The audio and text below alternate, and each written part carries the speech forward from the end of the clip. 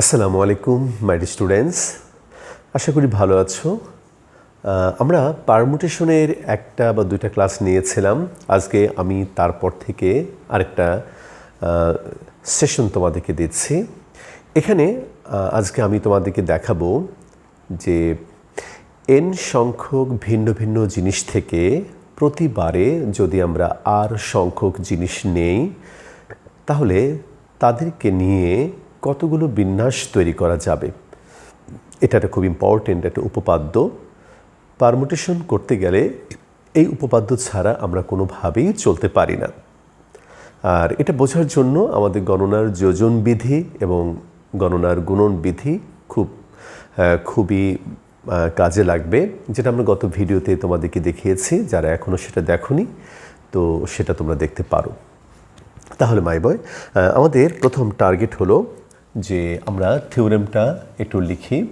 থিওরেমটা হলো থিওরেম বা উপপাদ্য n সংখ্যক ভিন্ন ভিন্ন জিনিস থেকে যদি আমরা প্রতিবারে r সংখ্যক জিনিস নিয়ে বিন্যাস সংখ্যা প্রকাশ করতে চাই তাহলে তাকে আমরা এরকম সিম্বল দিয়ে প্রকাশ করে থাকি।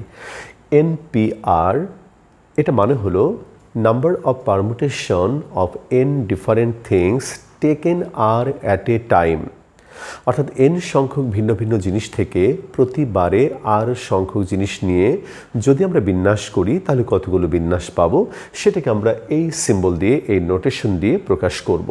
তো আজকে আমরা প্রমাণ করব যে NPR মানে হলো factorial n divided by n minus r factorial. এখানে n সম্পর্কে একটা কথা আছে যে n is greater than or equal to r, n is greater than or equal to r এবং উভয়ই ধনাত্মক পূর্ণ সংখ্যা এবং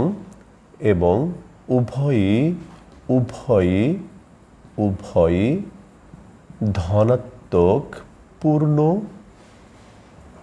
সংখ্যা।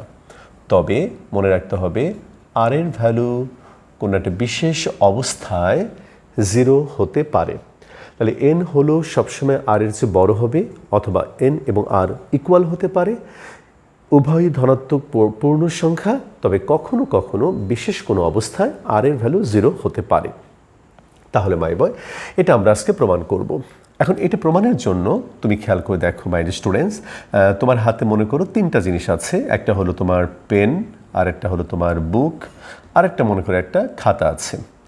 এখন এই তিনটা জিনিস দিয়ে তুমি এখান থেকে তুমি দুটো জিনিস নিয়ে তুমি সাজাতে চাও বা বিন্যাস করতে চাও। এই কথার মানেটা কি তুমি একটু মনে মনে কল্পনা করবে। আমি এখন যে এক্সাম্পলটা দিচ্ছি তুমি এটা নিজের মতো করে বোঝার চেষ্টা করবে। তাহলে তিনটা ভিন্ন ভিন্ন জিনিস থেকে যদি আমি দুইটা জিনিস নিয়ে বিন্যাস করতে চাই, এ কথার মানে হলো যে আমাদের দুটা শূন্য স্থান আছে। খেয়াল করো মাই বয়, দুইটা শূন্য স্থান আছে।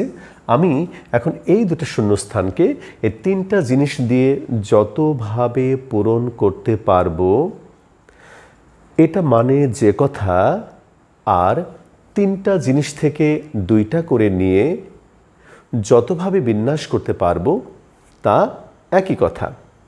এখন তুমি খেয়াল করো মাই বয়, এই তিনটা জিনিস দিয়ে আমি এই দুটো ফাঁকা স্থানকে কতভাবে ফিল আপ করতে পারি। যেমন আমি এখানে P রাখতে পারি, এখানে B রাখতে পারি।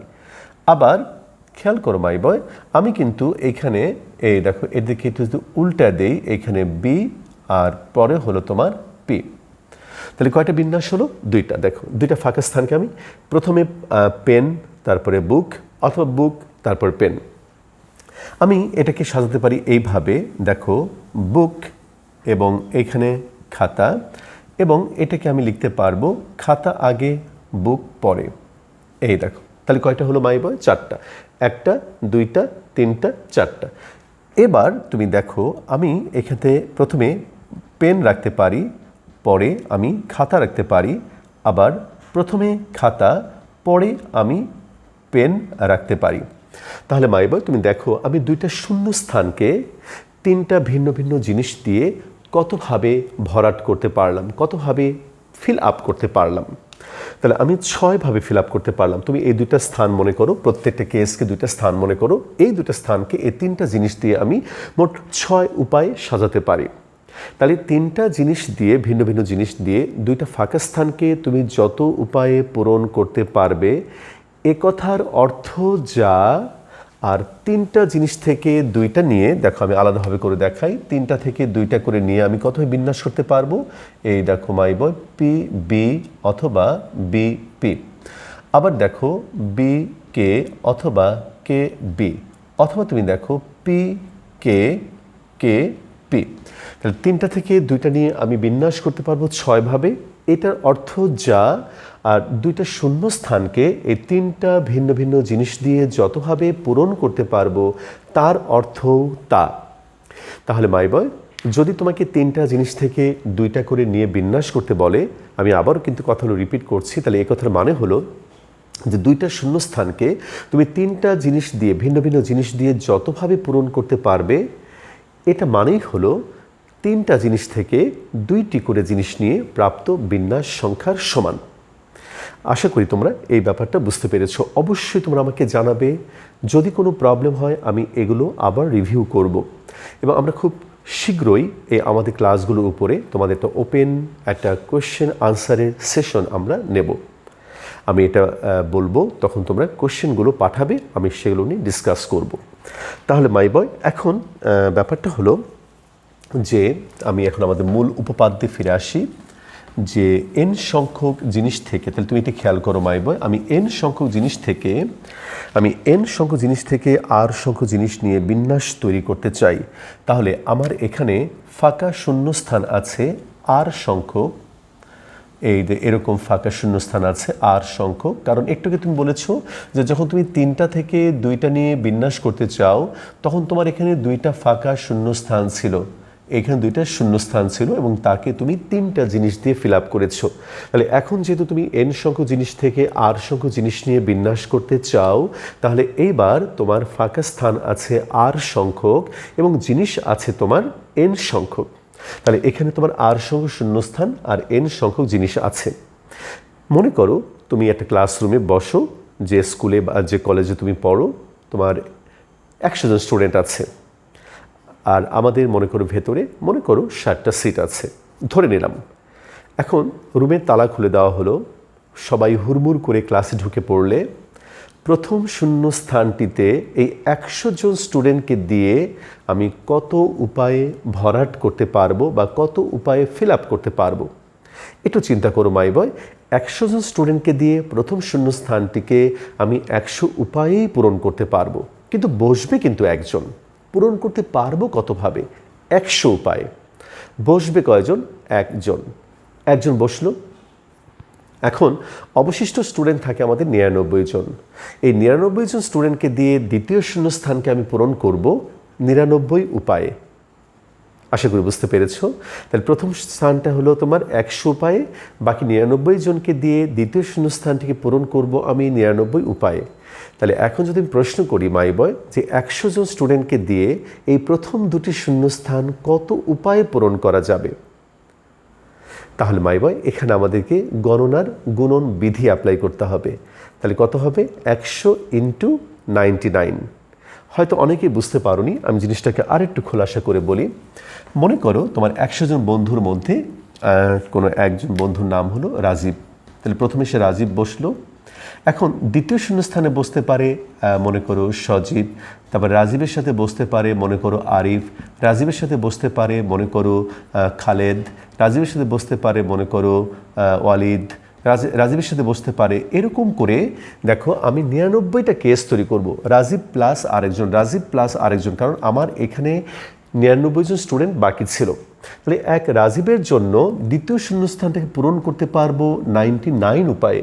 এক রাজীবের জন্য 99 উপায়ে দ্বিতীয় শূন্যস্থান পূরণ করতে পারবো। তাহলে 100 জন স্টুডেন্টের জন্য তুমি 100 জনকে একজন করে এখানে বসাও, তাহলে একজনের জন্য 99 উপায়, তাহলে 100 জনের জন্য 100 × 99, একদম গুণন বিধি যেটা। আশা করি মাই বয় এবার বুঝতে পেরেছো। তাহলে আমরা আবার ফিরে যাই আমাদের মূল থিওরিতে। তাহলে এটা আমি তোমাকে একটু এক্সাম্পল দিয়ে একটু টুকটাক তোমাকে একটা আইডিয়াটা বোঝালাম। এবার আমি মূল পর্বে ফিরে যাব। তাহলে আমাদের এখানে শূন্যস্থান আছে আর সংখ্যক। আর সংখ্যক শূন্যস্থানের প্রথম শূন্যস্থানটিকে এন সংখ্যক ভিন্ন ভিন্ন জিনিস দিয়ে আমি পূরণ করতে পারবো এন উপায়ে। খেয়াল করো মাই বয়, প্রথম শূন্যস্থানটিকে আমি এন সংখ্যক ভিন্ন ভিন্ন জিনিস দিয়ে পূরণ করতে পারবো এন উপায়ে। একটু আগে যে এক্সাম্পল দিলাম 100 জন স্টুডেন্টের কথা, ঠিক সেটার জায়গায় তুমি এন কল্পনা করো। তাহলে প্রথম শূন্যস্থানটিকে আমি এন সংখ্যক জিনিস দিয়ে পূরণ করব এন উপায়ে। তাহলে মাই বয়, পূরণ করার পরে দ্বিতীয় শূন্যস্থানে অবশিষ্ট থাকে আমার কতগুলো জিনিস? n-1 সংখ্যক জিনিস। তাহলে দ্বিতীয় শূন্যস্থানটিকে অবশিষ্ট n-1 সংখ্যক জিনিস দিয়ে পূরণ করতে পারবো n-1 উপায়। খেয়াল করো মাই বয়, তাহলে n সংখ্যক জিনিস দিয়ে প্রথম শূন্যস্থানটিকে পূরণ করলাম n উপায়ে, এবং অবশিষ্ট n-1 সংখ্যক জিনিস দিয়ে দ্বিতীয় শূন্যস্থানটিকে পূরণ করব আমি n-1 উপায়ে। তাহলে মাই বয়, এখন তুমি আমাকে বলো, গণনার গুণন বিধি অনুসারে বলো, তাহলে n সংখ্যক ভিন্ন ভিন্ন জিনিস দিয়ে প্রথম দুটি শূন্যস্থানকে আমি পূরণ করব কত উপায়ে? প্রথম দুটি শূন্যস্থানকে পূরণ করব n ইন্টু n-1 উপায়ে। তাহলে তুমি এবার বলো যে প্রথম দুটি শূন্যস্থানকে n সংখ্যক জিনিস দিয়ে, দুটি শূন্যস্থানকে n সংখ্যক জিনিস দিয়ে যত উপায়ে পূরণ করা যায় তার সংখ্যা এবং n সংখ্যক জিনিস থেকে প্রতিবারে দুইটি জিনিস নিয়ে প্রাপ্ত বিন্যাস সংখ্যা সমান, যেটা আমরা প্রথমেই তোমাদেরকে স্টেটমেন্টটা বলেছিলাম। তাহলে n সংখ্যক জিনিস থেকে প্রতিবারে দুইটি করে জিনিস নিয়ে প্রাপ্ত বিন্যাস সংখ্যা এবং দুটি শূন্য স্থানকে n সংখ্যক জিনিস দিয়ে যতভাবে পূরণ করা যায় তার সংখ্যা পরস্পর সমান। তাহলে মাই বয়, আমি প্রথম দুটো শূন্যস্থানকে ফিল আপ করলাম। তাহলে প্রথম দুটো শূন্যস্থানকে ফিল আপ করলাম দুইটা জিনিস দিয়ে। কত উপায়ে? n ইন্টু n-1 উপায়ে। এখন দুইটা জিনিস তো আমাদের চলে গেল, বাকি থাকে n-2 সংখ্যক জিনিস। সেই n-2 সংখ্যক জিনিস দিয়ে তৃতীয় শূন্যস্থানটিকে আমি পূরণ করব n-2 উপায়ে। তাহলে প্রথম তিনটি শূন্যস্থানকে আমি একসাথে পূরণ করতে পারবো n into n-1 into n-2 উপায়ে। আর এই সংখ্যাটা n সংখ্যক জিনিস থেকে প্রতিবারে তিনটি করে জিনিস নিয়ে প্রাপ্ত বিন্যাস সংখ্যার সমান। মাই বয়, তুমি খেয়াল করো, 2 হলে তোমার দুটো ফ্যাক্টর, 3 হলে তিনটা ফ্যাক্টর। 2 হলে এখানে 2 এর চেয়ে 1 কম, 3 হলে 3 এর চেয়ে 1 কম। তাহলে তুমি আমাকে বলো np4 এটা হবে তোমার n into n-1 n-2 n-3। তাহলে দেখো 4 হলে এখানে দেখো 1টা 2টা 3টা 4টা ফ্যাক্টর, এবং এখানে 4 হলে 4 এর চেয়ে 1 কম। তাহলে মাই বয়, এরকম করে যদি আমরা আস্তে আস্তে এগিয়ে যাই, এই দেখো মাই বয়, তাহলে npr যখন আমি লিখব তখন আমার এখানে হবে r সংখ্যক ফ্যাক্টর, এবং লাস্টে এইখানে হয়ে যাবে n-r-1। তাহলে এটা হবে n into n-1 n-2 n-3 dot dot dot dot, এই হলো n-r-1। এই দেখো এইরকম। তাহলে n সংখ্যক ভিন্ন ভিন্ন জিনিস থেকে প্রতিবারে r সংখ্যক জিনিস নিয়ে প্রাপ্ত বিন্যাস সংখ্যা আমরা এরকম একটা ফরম্যাট পেলাম। মাই বয়, এখন এই রেজাল্টটাকে আমি যদি এই রেজাল্টে আনতে চাই তাহলে আমাদেরকে একটা এক্সট্রা কাজ করতে হবে। আমি একটু মুছে দেবো এইখানে উপরটায়, একটু মুছে দিয়ে একদম ফ্রেশভাবে লিখব। খেয়াল করে দেখো মাই বয়, এখানে n-1 n-2 n-3, অথবা উল্টা করে দেখলে 3 2 1।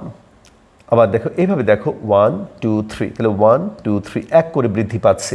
তাহলে আমি যদি এর ঠিক পরের ফ্যাক্টরটা নিতে চাই তাহলে এইখানে r-1 এর জায়গায় r-1 এর সাথে 1 বেড়ে গেলে r হবে n-, তাহলে এটা হবে r। তাহলে আমি এর পরের একটা ফ্যাক্টর দেখো কিভাবে লিখব, n into n-1 n-2 n-3, তারপরে হলো তোমার dot dot dot dot dot dot dot dot dot, এইখানে হবে n-r-1। আমি ঠিক তার পরের একটা ফ্যাক্টর n-r লিখে তার ফ্যাক্টোরিয়াল দিয়ে মাল্টিপ্লাই করলাম। এবার এটাকে ব্যালেন্স করার জন্য আমি নিচেও n-r ফ্যাক্টোরিয়াল দিয়ে মাল্টিপ্লাই করব। এটা কেন করলাম মাই বয়? কারণ তুমি একটা ফর্মুলা জানো যে n ফ্যাক্টোরিয়াল মানে হলো n into n minus one, n minus two, n minus three. এখানে তুমি যখন থেমে যাবে, এই যে n মাইনাস আর গিয়ে থেমে গেলে, তাহলে এই পুরোটা মানে হলো n ফ্যাক্টোরিয়াল। এখানে কন্ডিশন হলো যে n into n minus one, n minus two, n minus three dot dot dot n minus r, অর্থাৎ এগুলোকে এক করে কমাতে কমাতে গিয়ে তোমাকে থামতে হবে। এখানে যেমন আমি এটার পরে ঠিক তার পরে ফ্যাক্টরটি নিয়েছি এবং তার ফ্যাক্টোরিয়াল দিয়েছি, তাহলে আমি পুরো উপরে এই পুরো এক্সপ্রেশনকে n ফ্যাক্টোরিয়াল লিখতে পারবো। এটা লেখার জন্য আমি ঠিক এইটার পরের ফ্যাক্টোরিয়াল নিয়েছি, যেন আমি উপরে পুরো এই প্রোডাক্টকে n ফ্যাক্টোরিয়াল লিখতে পারি। তাহলে মাই বয় আশা করি বুঝতে পেরেছো। তাহলে এখন আমি এখানে ভ্যালুটা বসাতে পারবো। এইখানে তোমার ফ্যাক্টোরিয়াল n, নিচে হলো n মাইনাস আর ফ্যাক্টোরিয়াল। আর এর সাথে আমাদের এই প্রুফ কমপ্লিট হয়ে গেল। npr ইজ ইকাল টু এই দেখো, তাহলে n সংখ্যক ভিন্ন ভিন্ন জিনিস থেকে প্রতিবারে r সংখ্যক জিনিস নিয়ে প্রাপ্ত বিন্যাস সংখ্যা আমরা পেলাম। এখন মাই বয় এখান থেকে আমাদের কয়েকটা করোলারি বা অনুসিদ্ধান্ত জানতে হবে। করোলারিস, এই দেখো মাই বয়। নাম্বার ওয়ান, যদি আমি n সংখ্যক জিনিস থেকে যদি আমি সবগুলোকে নিতে চাই, অর্থাৎ n সংখ্যক জিনিস থেকে n সংখ্যক জিনিস নিয়ে কতগুলো বিন্যাস পাবো, দেখো তাহলে এখানে ফ্যাক্টোরিয়াল n, নিচে হলো n minus n factorial, factorial n, নিচে তোমার 0 ফ্যাক্টোরিয়াল, আর তুমি জানো 0 ফ্যাক্টোরিয়াল মানে 1, তাহলে এই হলো তোমার n ফ্যাক্টোরিয়াল। তাহলে npn মানে হলো n ফ্যাক্টোরিয়াল, অর্থাৎ n সংখ্যক ভিন্ন ভিন্ন জিনিস থেকে যদি তুমি সবগুলোকে নিয়ে বিন্যাস করতে চাও, তাহলে বিন্যাস সংখ্যা হবে ফ্যাক্টোরিয়াল n। এরপর তুমি চলে আসো মাই বয়, যদি তুমি np0 নিতে চাও, তাহলে এই হলো ফ্যাক্টোরিয়াল n, এই হলো n মাইনাস 0 ফ্যাক্টোরিয়াল, তার মানে ফ্যাক্টোরিয়াল n, আর এখানে হবে n ফ্যাক্টোরিয়াল, দ্যাট ইজ 1। অর্থাৎ n সংখ্যক জিনিস থেকে যদি তুমি শূন্য সংখ্যক জিনিস নিয়ে বিন্যাস তৈরি করতে চাও, তাহলে এই বিন্যাস সংখ্যা হবে তোমার 1। অর্থাৎ এই কথার মানেটা কি, বাস্তব ব্যাখ্যাটা কি? তোমার n সংখ্যক জিনিস থেকে তুমি শূন্য সংখ্যক জিনিস নিচ্ছ, এটা মানে কি? এটা মানে হলো তুমি কাউকেই তুমি নিচ্ছ না। যেমন তোমার ঘরে 3টা বই আছে বা 3টা জিনিস আছে, 3টা থেকে তুমি শূন্য জিনিস নিয়ে সাজাতে চাও, তাহলে কয়টা বিন্যাস পাবে? 1। এটা কোনটা? যেটা আছে সেটাই একটা বিন্যাস, আসলে তুমি কাউকে নিচ্ছ না। এটা ব্যাখ্যাটা এরকম। তো মাই বয় এই হচ্ছে আমাদের প্রথম থিওরি। এই থিওরিটা প্রমাণ আজকে দিলাম, তুমি এটা ভালো করে আয়ত্ত করবে, কারণ বিন্যাস অঙ্ক করতে গেলে এটা ছাড়া কোনোভাবেই সম্ভব নয়। কাজে এটা তোমাকে আয়ত্ত করতে হবে। আমরা এর পরের ভিডিওতে আমরা আরেকটা থিওরেম নিয়ে আলোচনা করব। এটা নিয়ে কোনো প্রবলেম হলে, কোনো অসুবিধা হলে আমাকে তোমরা জানাবে। সবাই ভালো থাকবে, আমার জন্য দোয়া করবে। আসসালামু আলাইকুম।